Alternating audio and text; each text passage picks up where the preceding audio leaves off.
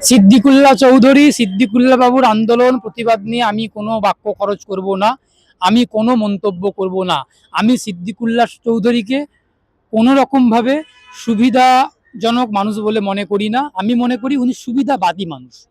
উনি নিজের স্বার্থ ছাড়া উনি কিছু জানেন না, কিছু বোঝেন না।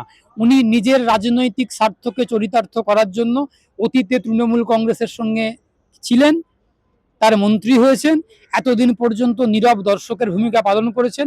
তৃণমূল কংগ্রেসের শাসনকালে আমরা দেখেছি একাধিক জায়গায় মুসলমানদের মসজিদ ভাঙা হয়েছে, একাধিক জায়গায় মুসলমানদের আবেগে আঘাত করা হয়েছে, একাধিক জায়গায় মুসলমানরা আক্রান্ত হয়েছেন। কোথাও কোনো রকমভাবে সিদ্দিকুল্লাহ চৌধুরী একটা বাক্য খরচ করেননি।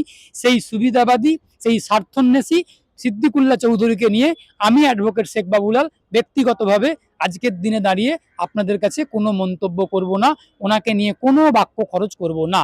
তার কারণ আমি মনে করি উনি এক কথাই স্বার্থন্বেষী, স্বার্থপর, সুবিধাবাদী মানুষ। আজকের দিনেও বাকরা মসজিদকে নিয়ে যেটা উনি করছেন সেটা ওনার ব্যক্তি স্বার্থ ওর মধ্যে জড়িয়ে আছে। ওনার মনের কথা তো আমরা কেউ জানতে পারবো না, জানতে চাই না, জানতে পারবো না, জানা সম্ভব নয়। কিন্তু আমাদের ধারণা এর মধ্যেও ওনার ব্যক্তি স্বার্থ জড়িয়ে আছে। আবারও বলছি, আমার বক্তব্য আমি পরিষ্কার করছি, আপনারা নিশ্চয়ই কাটছাট করবেন না।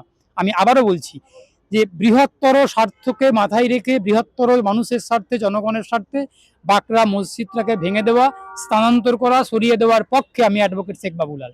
কিন্তু আলোচনা করে বিকল্প মসজিদের ব্যবস্থা করার দাবি জানাচ্ছি। পাশাপাশি পশ্চিমবঙ্গের মুসলমান সম্প্রদায়ভুক্ত মানুষ, হিন্দু সম্প্রদায়ভুক্ত মানুষ সবাইকে একসঙ্গে, একই সঙ্গে রাস্তায় নেমে আন্দোলন করতে বলছি। আন্দোলন করার শান্তিপূর্ণভাবে, গণতান্ত্রিকভাবে আন্দোলন করতে বলছি। আন্দোলনের দাবি থাকবে একটাই, যে দাবিটা হচ্ছে যে আলোচনা করে, আলোচনার টেবিলে বসে বিকল্প মসজিদের ব্যবস্থা করে সুস্থ সমাধান করার দাবি জানিয়ে আন্দোলন করতে হবে বাকরা মসজিদটাকে ভাঙার বিরুদ্ধে। এই জন্য হিন্দু সম্প্রদায়ভুক্ত মানুষকেও আসতে বলছি, খ্রিস্টান সম্প্রদায়ভুক্ত মানুষকেও আসতে বলছি। আমরা সকলেই দেখেছি একটা চার্চকে ভেঙে দেওয়া হয়েছে কয়েকদিন আগে, লুম্পেনরা গিয়ে ভাঙচুর করেছেন। সুতরাং শুধু তো মসজিদ ভাঙা না, আজকে মসজিদ ভাঙছে, কালকে মন্দির ভাঙবে, তার আগের দিন গির্জা, পরের দিন গির্জা ভাঙবে। সুতরাং সরকার যখন তার ক্ষমতাকে অপব্যবহার করে, তার রাষ্ট্রযন্ত্রকে কাজে লাগিয়ে, তার ব্যবস্থাকে, সিস্টেমকে কাজে লাগিয়ে জোর করে, বল প্রয়োগ করে ভেঙে দেওয়ার চেষ্টা করবেন না, মানুষ যখন মুখ বুঝে সহ্য করে নেবেন, তখন আগামী দিনে সরকার কিন্তু আরো বেশি করে মানুষের ক্ষতি করবেন, তখনও কিন্তু মানুষের রাস্তায় নামতে পারবেন না। আবারও বলছি, শান্তিপূর্ণভাবে, গণতান্ত্রিকভাবে, সাংবিধানিক রীতিনীতি মেনে রাস্তার লড়াই রাস্তাতে লড়ুন, কোর্টের লড়াই কোর্টে হবে, সমস্ত রাজনৈতিক লড়াই রাজনৈতিকভাবে লড়তে হবে। আমরা সকলে জানি দিন যত যাবে তত বেশি করে আমাদের সমাজ আধুনিক হবে, আমরা আধুনিকতার ছোঁয়ায় আরো বেশি করে মেতে উঠবো আর কি। তো যখন আধুনিকতার দিকে আমরা এগিয়ে যাচ্ছি আস্তে আস্তে, তখন স্বাভাবিকভাবেই বিভিন্ন কিছুর প্রয়োজনীয়তা দেখা দিচ্ছে আমাদের জীবনে। তো অতীতে এয়ারপোর্টটা সম্প্রসারণ করার কথা ভাবেনি তৎকালীন সরকার বা বিমানবন্দর কর্তৃপক্ষ, এখন প্রয়োজনীয়তা দেখা দিচ্ছে। এখন লক্ষ লক্ষ মানুষ প্রতিদিন এয়ারপোর্ট থেকে যাতায়াত করছেন, বিদেশি যে ইন্টারন্যাশনাল ফ্লাইটগুলো কলকাতা এয়ারপোর্ট ব্যবহার করে যাচ্ছেন, ডোমেস্টিক ফ্লাইট তো আছেই আছে। সুতরাং এখন বর্তমান দিনে দাঁড়িয়ে, আজকে 2026 সাল, আজকে এয়ারপোর্টটাকে আরও বেশি করে সম্প্রসারিত করার প্রয়োজনীয়তা দেখা দিয়েছে, প্রয়োজন মনে হয়েছে। আমরা সকলেই জানি যে একটা কলকাতা এয়ারপোর্টের বিকল্প এয়ারপোর্ট কল্যাণীতে করার কথা ভাবছেন এয়ারপোর্ট কর্তৃপক্ষ, অথরিটি ভাবছেন।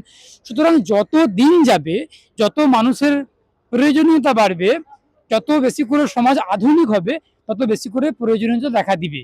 সেই দৃষ্টিকোণ থেকেই, সেই ভাবনা থেকেই, সেই প্রেক্ষাপট থেকেই হয়তো আজকের দিনে এয়ারপোর্টটাকে সম্প্রসারণ করার কথা ভেবেছেন এয়ারপোর্ট কর্তৃপক্ষ।